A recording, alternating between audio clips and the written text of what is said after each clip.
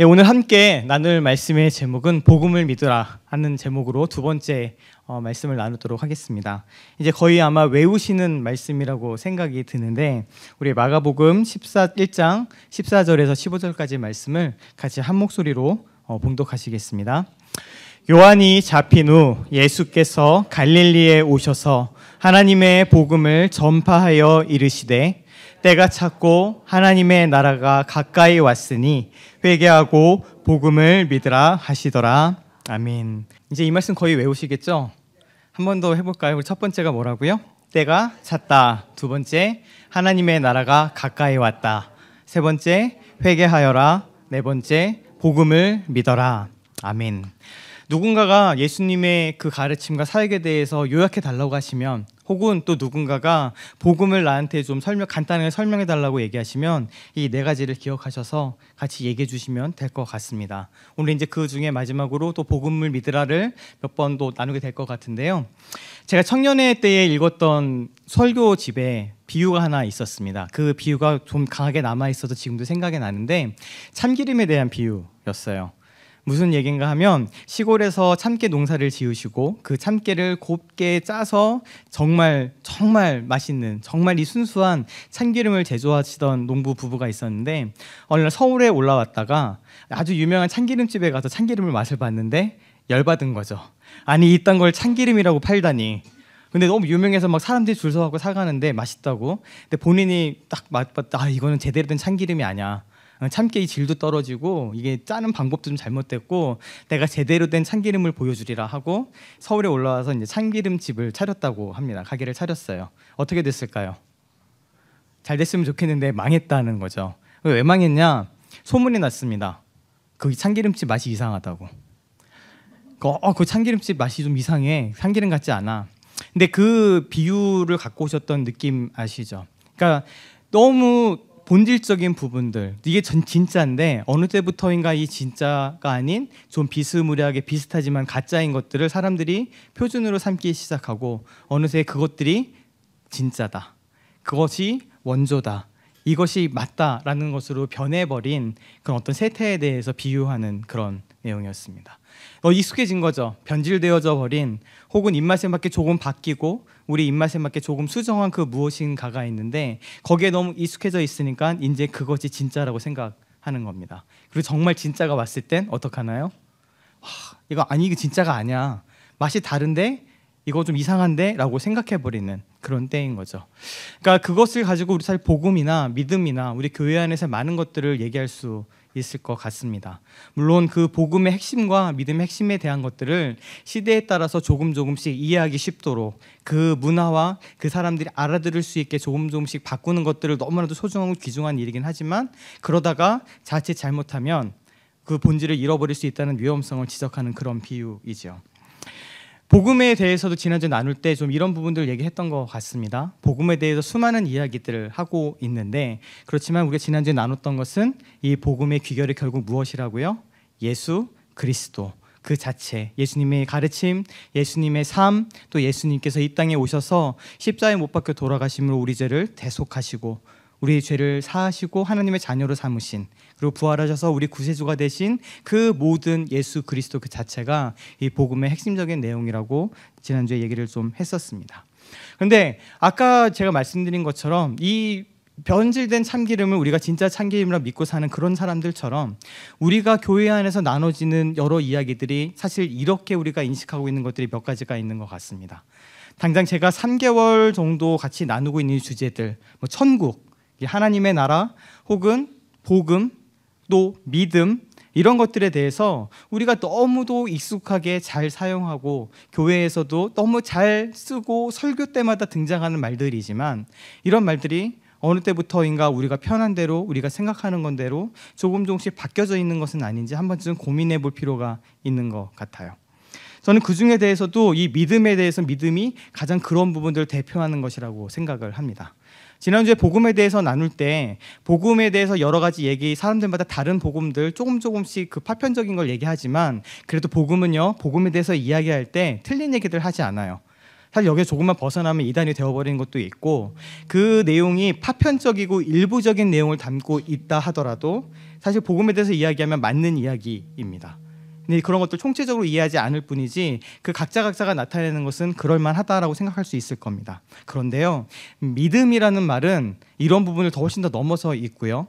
교회에서 이야기하는 믿음이라는 그 말은 점점 변질되고 내 마음대로 생각하는 믿음으로 많이 바뀌어져 있지 않나라고 생각을 합니다.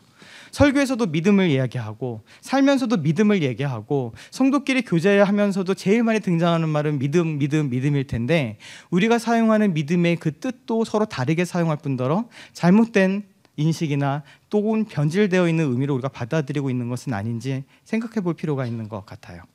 좀 어려운 말이 될 수 있는데 전가의 보도라는 말 들어보신 적 있으십니까? 책이나 이런 데 읽다 보면 전가의 보도라는 말이 있어요. 이게 뭔가 하면 전가, 그러니까 가문의 어떤 가족에 전해져 내려오는 보도라는 말은 보물, 칼을 얘기해요. 보도, 보검 이런 뜻이겠죠.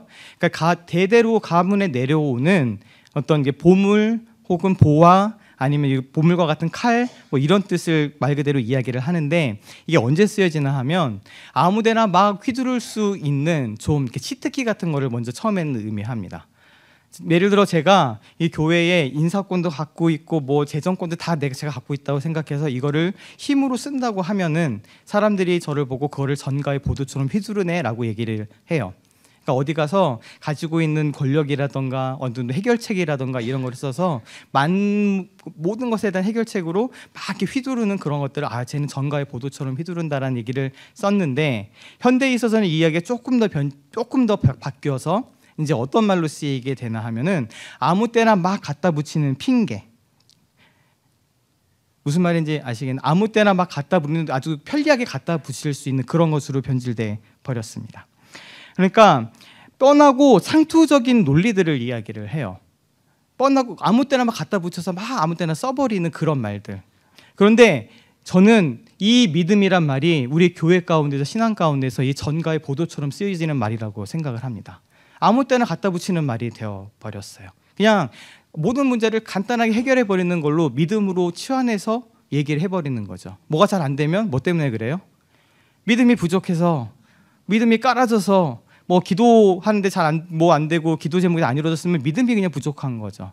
일단 무조건 잘 되면 믿음이 좋아서, 누가 어떻게 되면 그 사람 믿음 생활이 훌륭해서, 이런 식으로 믿음을 가지고 모든 것에 갖다 붙여서 설명해내려고 합니다. 간단하고 편하죠. 모든 문제를 그거 하나로 해결해 버리는 거예요. 믿음이라는 거 들고 네가 안 되면 믿음이 부족한 거고, 잘 되면 믿음이 좋아서고, 더 나가서 믿음이 좋은 걸 증명하니까 헌금 내야 되고 교회 봉사해야 되고, 뭐 이런 것들로 믿음을 평가하면서 가는 전가의 보도처럼 이 믿음이란 말이 계속돼서 사용되고 있는 것 같습니다. 그러니까 이 믿음에 대한 말이 너무 광범위한 오류들을 가지고 있는 거죠. 근데 믿음이, 우리가 성경에서 얘기하고 있는 믿음이 우리가 가지고 있는 이 믿음의 개념하고 같은 건지 한번 생각해 볼 필요가 있습니다. 믿음이라고 다 믿음이 아닌 것이죠. 대표적으로 미신이 있습니다. 미신은 무언가요? 그렇지 않은데 그것을 믿는 것을 미신이라고 이야기를 해요. 또 미개한 이런 뜻도 가지고 있어요. 성숙하지 않은 그런 어린, 실제로 그렇지 않지만 그렇다라고 믿는 어린아이가 잠자리에 들면서 저 옷장 안에는 누가 살아요? 벽장 괴물이 살고 있다라고 생각하는 그 믿음, 이런 것이 바로 미신입니다. 그런데 그것도 뭐예요? 믿음이에요. 믿을 신자가 붙어 있죠. 그런 믿음이죠. 그리고 우리의 신앙 안에서, 교회 안에서 이런 미신과 같은 그런 신앙과 믿음이 많이 있습니다. 그냥 내가 원하는 것들을 갖다 붙이고, 그 다음에 내가 미신처럼 뭔가 그렇지 않은 흐릿흐릿한 것들을 그냥 그렇다고 믿어버리는 그런 미신으로 믿을 때가 많이 있죠. 미신 말고 또 믿음이 있습니다. 어떤 믿음의 형태가 있을까요? 맹신. 들어보셨죠? 맹신은 무언가요? 덮어놓고 믿는 거예요. 덮어놓고 이것저것 따지지 않아요. 그냥 덮어놓고 그냥 그럴 거야 라고 생각해버리고 생각을 멈춰버리는 거죠. 이걸 우리는 맹신이라고 합니다. 누군가가 얘기했어. 그리고 누가 얘기했기 때문에 이것이 옳고 그른가 생각할 두 번째 문제예요. 다 필요 없고 저 사람 얘기했어, 오케이, 그리고 그것을 믿는 걸로 결정해 버리는 거죠. 덮어놓고 믿는 믿음을 우리가 맹신이라고 부릅니다. 근데 그것도 믿음이죠. 그런데 안타까운 것은 교회에서 이 맹신을 오히려 요즘엔 더 권장합니다. 덮어놓고 믿어라는 거죠. 이것저것 되지 마. 그리고 뭔가 질문하고 의심하고 때로는 회의하는 것들을 불신앙의 아주 대표적인 모습으로 정죄하고, 사탄의 자식으로 취부하면서 덮어놓고 믿어라. 그리고 덮어놓고 믿는 사람이 진짜 믿음이다라고 거짓말을 합니다. 네, 이런 맹신을 교회에서 권장하고 있는 거죠. 그리고 교회에서는 이 맹신과 같은 의미로 믿음을 쓸 때가 너무나도 많습니다. 안 믿겠습니까? 덮어놓고 믿으세요. 그냥 믿으면 돼요. 생각하지 마. 뭐하러 생각해. 그러고 그냥 덮어놓고 내가 얘기하는 거에 믿으면 돼 라고 얘기하는 맹신으로 교회를 끌어가려고 하죠. 맹신보다 더 한 발자국 더 나간 게 있어요. 뭘까요? 광신입니다. 광신. 네, 이것도 믿음이에요. 내 광신은 무엇인가 하면은 내가 원하고 내가 바라는 것들을 붙들고 그것을 온 전력을 향해 원하고 달려가는 겁니다. 그저 내가 믿음으로 끝나는 것이 아니라 그게 밖으로 드러나는데 광자가 미칠 광자죠. 그 정도로 믿는다라는 이야기예요. 내가 원하는 것, 내가 간절히 바라는 것, 내가 이래야 된다라고 생각하는 나의 어떤 결심을 믿음으로 바꾸어서 그것이 맞다라고 열심히 달려가는 것을 광신이라고 이야기를 합니다. 그래서 실제로 밖에서 교회 안에서 그렇게 믿음 가진 사람들을 비하하는 말로 무슨 말을 쓰나요? 광신도란 말을 쓰죠. 와, 뭐 믿음을 저렇게 믿냐? 근데 어쩌면 우리 또 교회에서는 그러한 믿음이 아주 훌륭한 믿음이야라고 서로 속이고 있는지 모르겠습니다. 이런 오류들 또 우리 생각들 속에 믿음은 어떤 믿음일까요? 여기에서 복음을 믿어라라고 얘기하시는 그 믿음은 과연 우리에게 무엇을 요구하는 것일까요? 성경에서 얘기하는 그 믿음은 이런 수많은 믿음의 여러 가지 모습들과 양태들 중에서 어떤 것을 의미하고 있을까요? 한번 돌이켜보고 돌아볼 만한 일이라고 저는 생각을 합니다. 성경을 보게 되면 이 믿음에 대해서 여러 가지 서술들이 있습니다. 제일 우리가 볼 수 있는 서술이 어떤 게 있을까요? 예수님께서 하신 말씀이기도 합니다. 믿음이 우선은 있고 없고 또 있을 수 있겠죠. 믿음에 대해서 서술하는 겁니다. 예수님께서 복음을 전하신 다음에 그 사람이 어느 고을에서 믿지 않았어요. 그래서 예수님께서 뭐라 말씀하시냐면 그들이 믿지 않음을 보고 이상히 여기셨다라고 이야기를 합니다. 그러니까 믿지 않는 거죠. 그러니까 믿음이 있고 없고의 문제가 성경에서 이야기하고요. 또 하나는 어떤 것도 있을까요? 믿음이 크고 작은 것도 있습니다. 내 믿음이 크도다라는 표현도 있었고 또 예수님께서 꾸짖으실 때 뭐라고 꾸짖으셨나요? 이 믿음이 적은 자들아 하고 꾸짖으시는 장면도 있습니다. 믿음에 대한 여러 가지 서술들이 있는 거죠. 혹은 믿음이 우리가 표현을 쓰는 거죠. 믿음이 뭐 충만하다 이런 표현을 쓰기도 하고 또 믿음이 부족하다라는 말을 쓰기도 하고 이런 여러 가지 양태의 모습들이 있습니다. 하지만 이 모든 것들을 통틀어서 우리가 한 가지 여기서 우리 발을 짚고 넘어가야 되는 것은 믿음이라는 것은 하나님하고의 관계에 있어서 또 예수 그리스도를 구주제로 따라가는 것에 있어서 절대 빠질 수 없는 근본적이고 본질적인 부분이라는 겁니다. 우리 히브리서 말씀을 보게 되면 잘 아시는 말씀이죠. 믿음이 없이는 하나님을 기쁘시게 하지 못하나니 하나님께 나아가는 자는 반드시 어떻게 해야 된다고요? 그가 계신 것을 믿고 두 번째로 그가 자기를 찾는 자들에게 상 주시는 이심을 믿어야 할지니라 라고 말씀하고 있습니다. 이따 이 말씀을 나누겠지만 여기는 믿음의 두 가지 부분들을 같이 좀 이야기하고 있어요. 있고 없고의 문제를 같이 다루는 문제. 그러니까 하나님이 계신 것, 하나님이 정말 살아계신 분이시라는 것들을 믿는 문제가 달려 있고요. 두 번째는 그가 자기를 찾는 자들에게 구원을 베풀어 주시는 분이라는 것을, 이거는 신뢰에 대한 문제거든요. 이것을 믿는 것이 그 하나님 앞에 나가는 믿음의 태도라고 여기서 시작을 하고 있는 겁니다. 또한 이런 믿음을 이야기할 때 요한복음을 보게 되면 이 믿음에도 여러 가지 양태와 어떤 본질적인 차이가 있는 것들을 보여주는 말씀이 있어요. 예수께서 이르시되 가라 내 아들이 살아있다 하시니, 그러니까 자기 아들이 병들어서 먼 길을 온 사람이 있습니다. 이 사람이 예수님께 같이 가셔서 내 아들을 고쳐주십시오라고 요청하니까 예수님께서 그걸 말씀하시죠. 내 아들이 살았다. 가라. 근데 지금 이 사람이 어떻게 했어요? 예수님께서 하신 이 말씀을 믿었어요. 믿어서 갑니다. 믿고 갑니다. 근데 내려가는 길에서 종들이 막 와갖고 이 먼 길이었으니까 내려가다가 종들이 또 이렇게 올라가다 중간에서 만난 거예요. 만나서 아이가 살아있습니다. 아드님이 지금 살았습니다. 라고 얘기하니까 그 낫기 시작한 때를 알아보겠죠. 언제? 그랬더니 언제예요? 어제 7시에 열기가 떨어졌나이다 라고 하니까 그때가 언젠가 하면 예수께서 내 아들이 살아있다 말씀하셨던 그때인 거죠. 그때인 것을 알고 어떻게 했어요? 자기와 그 온 집안이 다 믿으니라라고 얘기합니다. 처음에 예수님께서 아들이 살아있다라는 말을 믿고 간 믿음하고 그다음에 그 사실을 확인하고 그래서 그와 온 집이 믿은 그 믿음이 본질적으로 같은 믿음이 아니죠. 이 믿음에 있어서도 본질적인 차이가 분명히 있을 겁니다.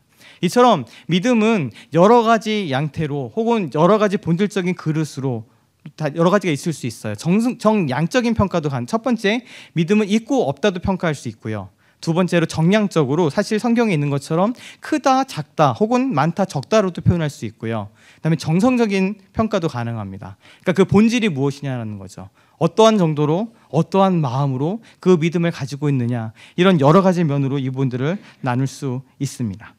그렇지만 우리가 오늘 본 것처럼 그럼에도 불구하고 믿음은 우리의 믿음과 우리 신앙생활의 본질적인 부분인데, 중요한 것은 그럼 성경에서 이야기하고 있는 그 믿음은 무엇이냐라는 것이죠. 한 가지 여기서 중요하게 짚고 넘어가야 될 것은 믿음에는 두 가지 측면이 있다라는 겁니다. 이게 사실은 성경에서 이야기하고 있는 헬라어의 믿음하고 영어권에서 혹은 우리가 쓰고 있는 믿음하고 약간의 차이가 있어요. 이게 어떤 차이가 있나 하면은, 우리가 보통 믿음이라고 얘기할 때 첫 번째는 어떤 존재나 사실이 있다 없다로 구별되는 것을 믿는 것을 얘기합니다. 우리가 하나님이 계시다 안 계시다를 가지고 믿는 게 이거 사실 좀 비슷해요. 그러니까 어떤 부분들이 실제로 그게 존재하느냐 그렇지 않느냐, 사건이 있었느냐 없었느냐를 가지고 내가 그것을 믿는다 안 믿는다고 얘기하는 영역이 있습니다. 근데 사실 이 영역은 주로 어떻게 표현이 되나 하면 believe란 말로 표현이 돼요. 나는 그런 것 같아, 난 그렇다고 믿어라고 얘기하는 I believe라고 얘기하죠. 근데 이거는 어떤 추측과 내 생각이 담겨져 있고요, 내 의견을 얘기하는 말이에요. 우리 영어에서는 그렇게 쓰잖아요. 야, 내일 또 이거 이 일이 잘 될 것 같아? 내일 날씨가 좋을 것 같아? 라고 물어봐 또 대답을 I think so 혹은 I believe, 같은 말이에요. I believe, 그럴 것 같아 라고 얘기하는 그 느낌이 있습니다. 그런데 우리가 믿다라는 표현을 자꾸 여기서만 머물러요. 여기 이것 가지고. 그래서 우리가 하나님에 대해서, 예수 그리스도에 대해서 믿음을 이야기할 때 꼭 하나님이 계신 것을 믿고, 예수가 날 위해 죽었어 라는 어떤 사실에 대한 지적인 동의로 믿는 것들을 이야기를 하는데, 이 부분이 없지는 않지만 대부분의 성경에서 얘기하고 있는 믿음은 이 믿음이 아닙니다. 사실 우리가 믿음을 얘기할 때 이 존재 혹은 사건에 대한 유무로서의 믿음과 함께 실제로 성경에서 이야기하고 있는 그 믿음은 신뢰를 의미해요. 어떤 사실에 대해서 그렇다고 확실하게 믿는 그 믿음인데, 그것이 그럴 거야라고 하는 지적인 동의를 더 나가서 내가 마음으로 가지고 있는 신뢰함을 이야기하고 있습니다. 내가 하나님을 계신 거를 믿고 안 믿고 하는 문제와, 하나님께서 선하시고 지금도 나를 돌아보고 계시며 약속을 지키시는 분이라는 것들을 신뢰하는 것, 그것을 믿고 그것을 내 가운데 있어 충성된 마음으로 여기는 것, 이것하고는 본질적으로 조금 다른 부분이라는 거죠. 이 믿음은 두 가지 영역이 같이 있는데 우리가 이 영역을 구별해서 쓰지 않으면 자꾸 헷갈리는 겁니다.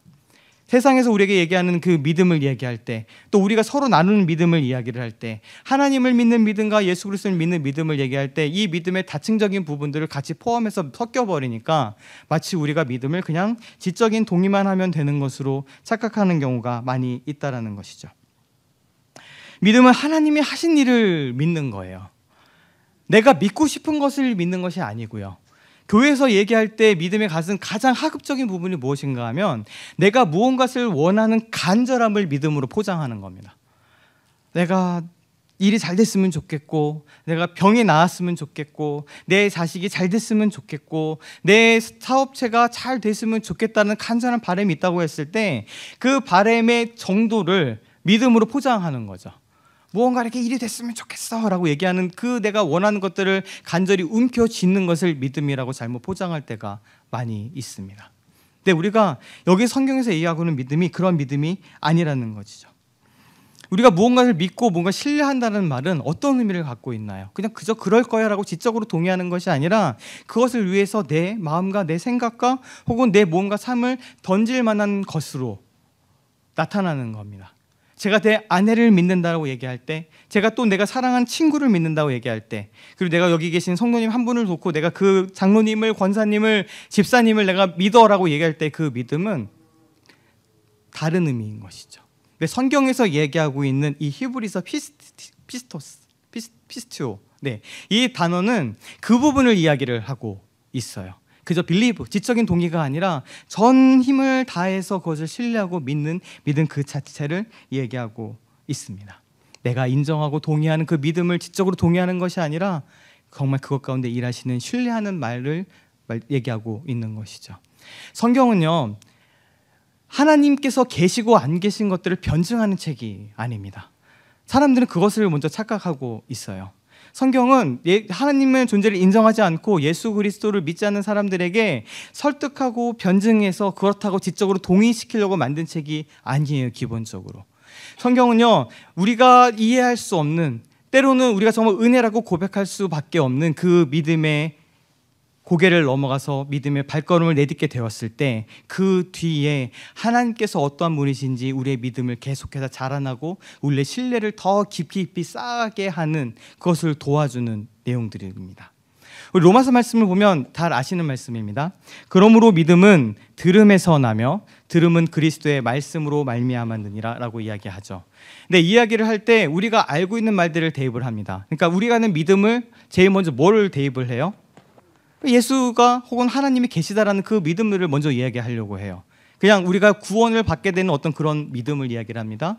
그리고 그것은 들음으로 나는데 들음은 그리스도의 말씀으로 말미암았다 그랬으니까 우리 성경이나 설교들을 이야기를 해요.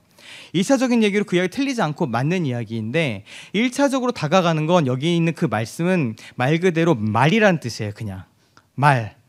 근데 여기서 우리 그 믿음이 어디서 나게 되느냐, 하나님을 향한 신뢰가 어디서 우리부터 비롯되게 되느냐를 물어보는 것이죠.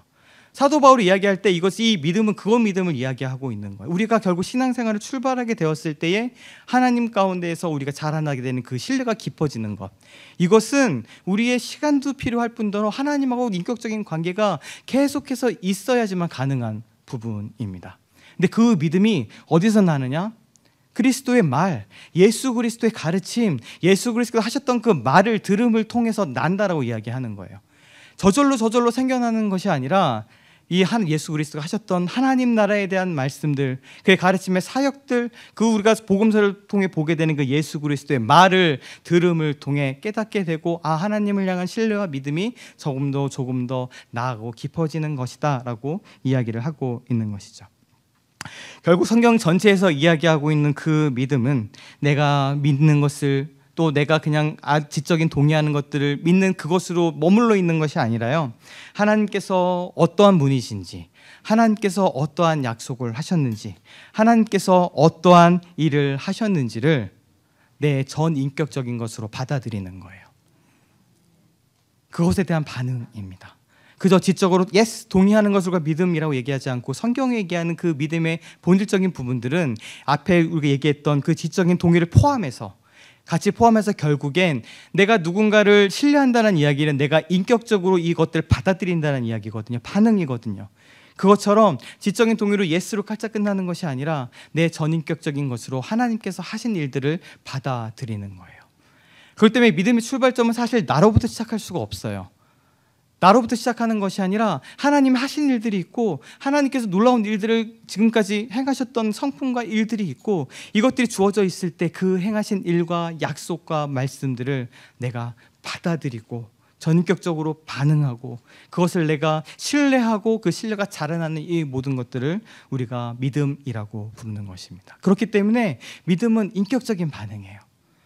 그냥 막 흔들어서 설득해서 그냥 믿어야 되라고 얘기하는 것이 아니라 우리가 지금까지 만나온 그 하나님, 경험한 하나님, 들었던 말씀들, 내 삶에 오셔서 행하셨던 그 놀라운 일들을 총체적으로 내 안에 받아들임으로 인해서 인격적으로 그것들에 반응해 가는 것들이 우리의 성경에서 얘기하고 있는 믿음인 것이죠.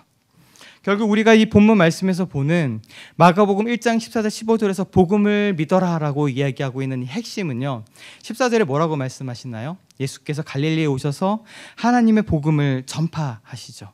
전파하는 내용이 15절에 담겨 있는데 그 내용이 아까 우리가 고백했던 때가 찼다, 하나님의 나라가 가까이 왔다, 회개하여라, 복음을 믿어라라는 이 내용 전체가 우리가 믿어야 될 복음의 핵심적인 내용, 그리고 믿어야 될 대상이 되는 겁니다.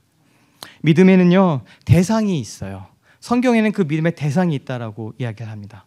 특별히 복음서에서는 이 믿음의 대상을 세 가지로 이야기를 합니다. 첫 번째가 여기 나오는 것처럼 무엇을요? 복음을 믿는 거죠.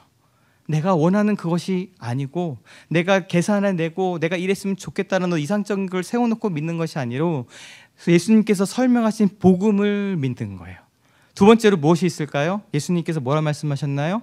나를 믿어라 라고 얘기하시는 겁니다. 믿음의 대상이 예수 그리스도 그분이세요. 또 있습니다. 믿음의 대상이 우리 아버지 되신 하나님이죠. 하나님을 믿으라. 하나님을 믿으니 또 나를 믿으라 라고 하는 예수님 말씀처럼 이 믿음에는 대상이 있습니다. 그리고 여기 우리가 이 본문 말씀에서 보게 되면 우리가 믿어야 될 대상은 우리가 아까 얘기했던 그 내용인 것이죠. 이 비극적인 세상, 깨어진 세상, 이것을 보게 되는 겁니다. 때가 찼다라는 의미가 바로 그것이죠. 그래서 바울이 얘기하고 있는 이 믿음의 본질을 설명하는, 너희가 믿음으로 말미암아 구원을 얻었다. 근데 정확하게는 우리가 구원은 하나님 은혜로 얻습니다. 나중에 그거 제가 설교할 거예요. 다음에 설교할 건데, 하나님의 은혜로 말미암아 구원을 얻는데 그 은혜가 우리 가운데 미치게 하는 통로가 사실 믿음인 것이죠.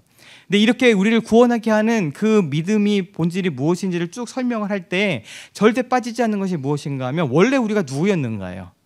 때가 찼다라는 이야기가 거기가 포함되어 있습니다. 지금 이 세상이 어때요? 비참해요. 이 세상이 어때요?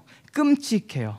하나님이 계시지 않은 세상이 어떤지를 보여주고 있고 우리가 그것을 간단히 줄여서 죄라고 얘기합니다. 근데 그 죄가 나랑 떨어져 있지 않아요. 로마서에서 에베소서에서 끊임없이 하는 얘기가 우리들 뭐라고 얘기하나요? 너희는 그동안에 사망의 자식이었다. 죄의 노예였다. 세상의 풍조를 따라 살고 있었다. 그 가운데 너희가 그 공중권에 잡은 자를 따라 살고 있었다는 것이 우리의 모습이죠. 그것을 통한 비참한 이 세상에 있는데 이제 무엇이 왔다고요? 때가 찼습니다. 하나님께서 그것들을 회복시키실 때가 왔다라고 선언하는 것이죠. 누구를 통해서요? 예수 그리스도를 통해서.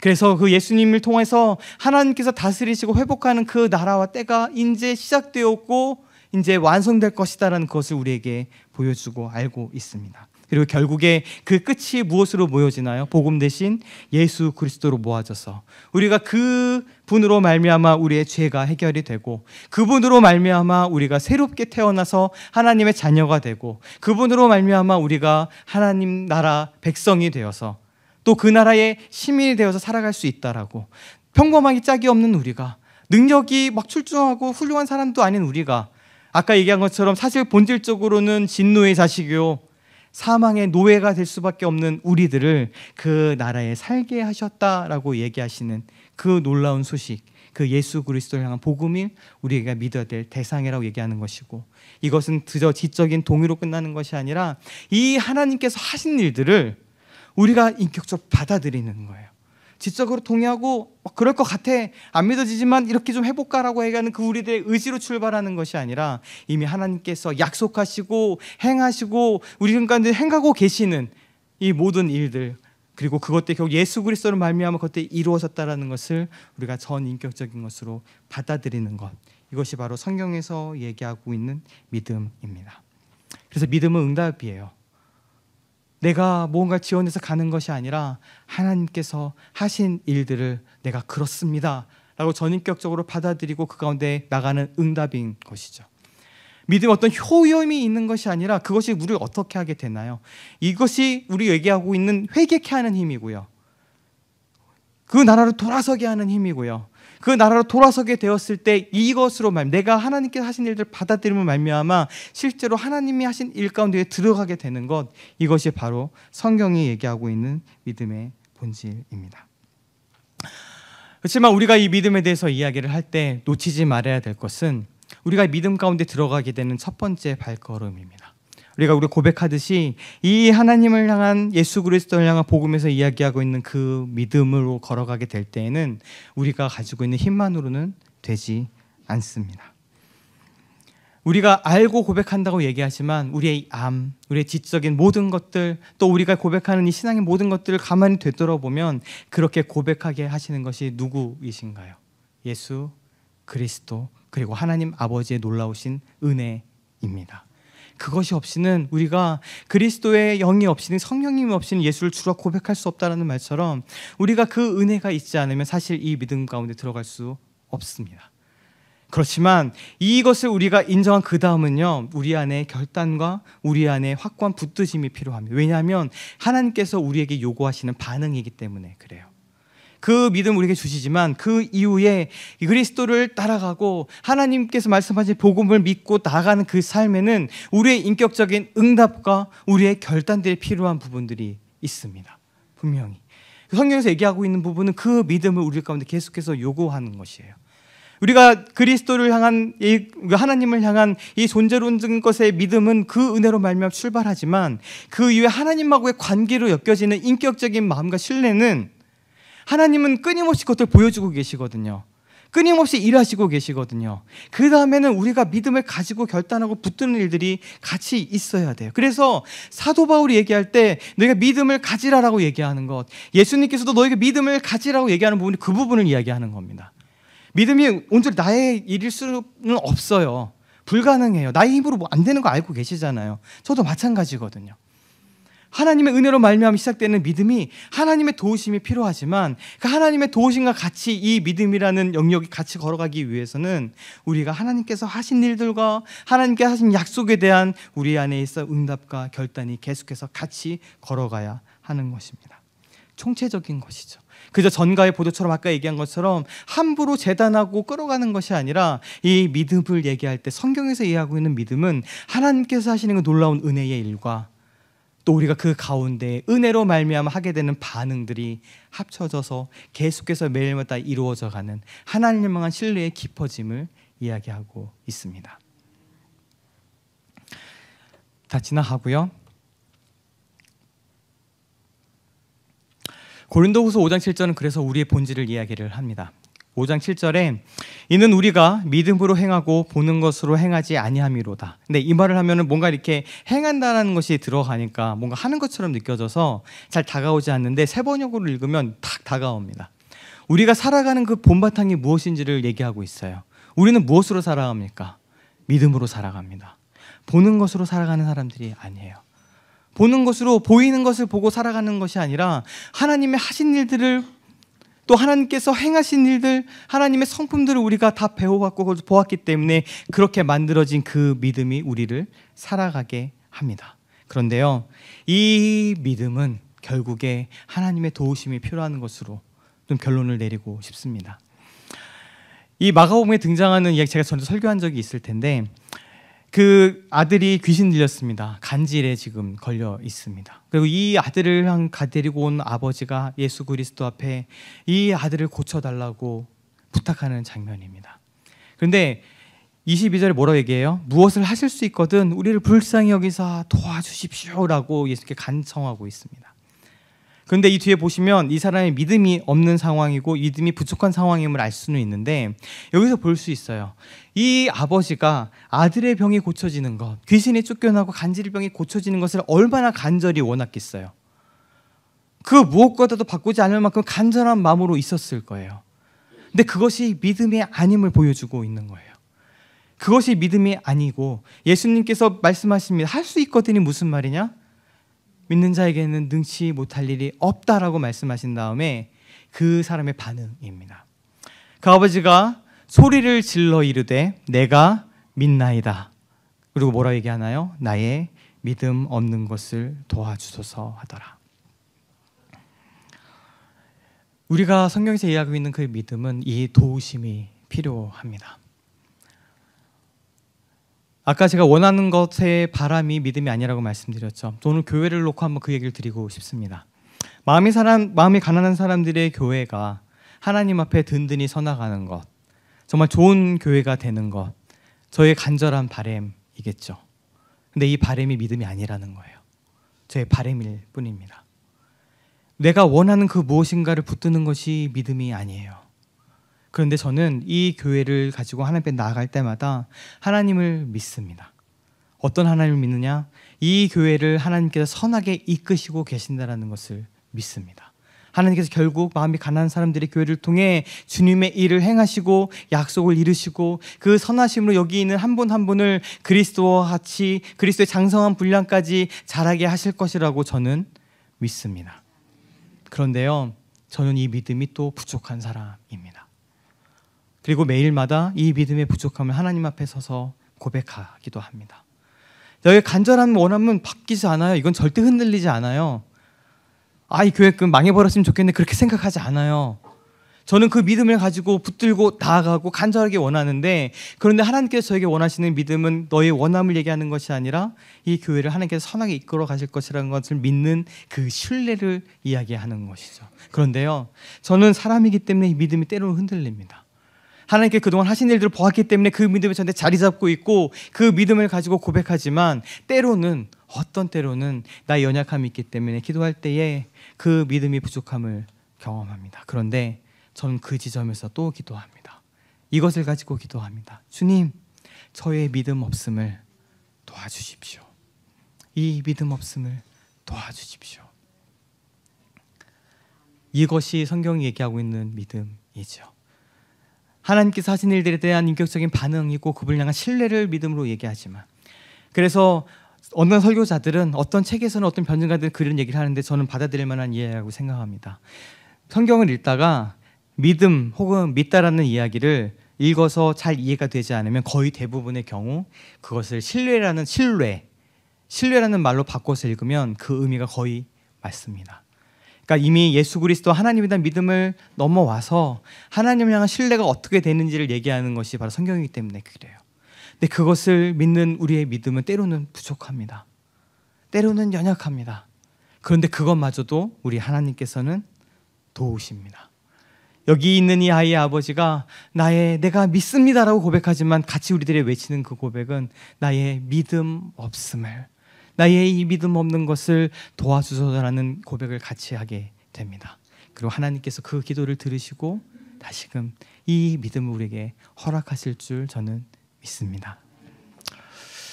성경이 얘기하고 있는 믿음은 내가 원하고 간절히 바라는 것들을 그렇게 될 거라고 생각하는 것도 아니고요. 내가 그저 머릿속으로 이렇게 들어왔던 것들을 지적으로 동의하고 그런 것 같아요, I believe 라고 얘기하는 그것을 얘기하는 것이 아니고, 총체적이고 굉장히 인격적이고 내 안에 있어서 평생을 걸고 같이 걸어가야 될 단계를 이야기하기도 합니다. 그렇기 때문에 때로는 믿음이 많고 적음을 이야기할 수도 있는 거죠. 단지 있고 없고를 얘기하는 것뿐만 아니라 그 믿음은 우리가 얘기한 것처럼 하나님하고의 인격적인 관계를 통해 계속해서 쌓여져 가는 것입니다. 그러면서 그분께서 약속하신 일들을 믿고 그분께서 하신 일들, 행하실 일들, 지금도 예상 가운데 하셨던 그 놀라운 일들을 전인격적으로 그렇다고 받아들이는 것. 때가 차서 이 죄악된 세상이, 내가 더 나가서 이 세상이, 인류의 역사마저도 하나님께서 회복시키시고 예수 그리스도를 통해 그를 행하실 것이라는 것을 전인격적으로 받아들였기 때문에 어떻게 돼요? 그 나라에 들어가서 살아갈 수밖에 없거든요. 그 나라에서 이해하는 대로 걸어갈 수밖에 없는 그곳으로 바뀌어져 가는 것을 우리 성경은 믿음이라고 이야기를 합니다. 하지만 그 믿음은 우리의 방인능이기도 하지만 그 믿음은 우리 힘만으로 되지 않습니다. 때로는 우리의 믿음의 부족함들을 성령님께서, 우리 하나님께서 도와주셔야 합니다. 그리고 믿음의 이 많은 일들이 하나님께서 하신 일들을 통해서만 가능한 것이고 그분의 도우심이 있어야지만, 성령님의 인도하심이 있어야지만 가능합니다. 그렇지만 우리들이 살아가게 하는 힘, 교회가 교회되게 하는 힘, 하나님의 놀라운 일들을 우리를 붙들게 하는 그 힘인 이 믿음을 우리가 잃지 않고 붙들고 우리를 결국 구원에 이르게 하는 그 믿음 가운데 우리가 같이 성장하며 자라나가게 되는 우리의 마음이 가난한 사람들의 교회 성도 한 분 한 분이 되기를 간절히 축원합니다. 아멘. 그래서 오늘 같이 이 찬양을 좀 드렸으면 좋겠습니다. 저는 이 찬양을 너무 좋아하는데 우리의 그 믿음이 하나님이 하신 일들을 보면서 경험하고 알게 된 것이지만, 그리고 우리가 그것을 통해서 우리의 믿음을 하나님 앞에 강하게 고백하지만 이 찬양의 끝은 늘 한 가지를 더합니다. 뭐라고 고백하나요? 예수 예수 귀한 예수 믿음 더욱 주소서. 이 믿음이 또한 하나님께서 하시고 주셔야 됨을 같이 고백하고 있는 찬양입니다. 우리 같이 좀 힘있게 이 찬양을 저 앞에 올려드리고 기도하고 마치겠습니다. 구주 예수 의지함이 심히 기쁜 일일세, 허락하심 받았으니 의심하주. 다시 한번 구주 예수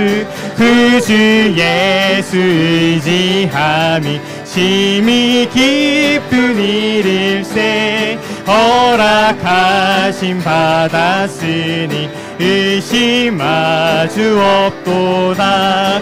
예수 예수 믿는 것은 받은 증거 많도다. 예수 예수 귀한 예수 믿음 더욱 주소서.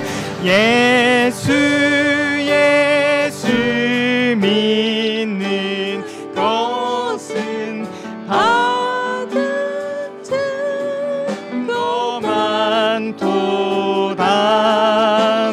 예수 예수 귀한 예수 믿음 더욱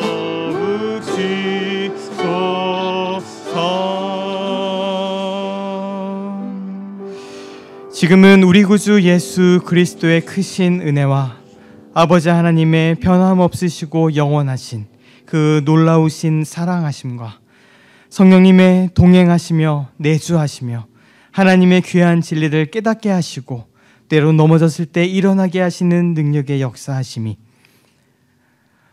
하나님 아버지와 예수 그리스도와 그 복음을 믿으며 또한 그 믿음 가운데 도우시는 성령님의 은혜에 쫓아 그 믿음이 더욱더 자라기를 간절히 원하는 우리 사랑하는 마음이 가난한 사람들에게 성도 한 분 한 분과 이 예배 가운데 나온 이들 머리 위에 이제부터 영원까지 함께 하시기를 간절히 축원하옵나이다. 아멘.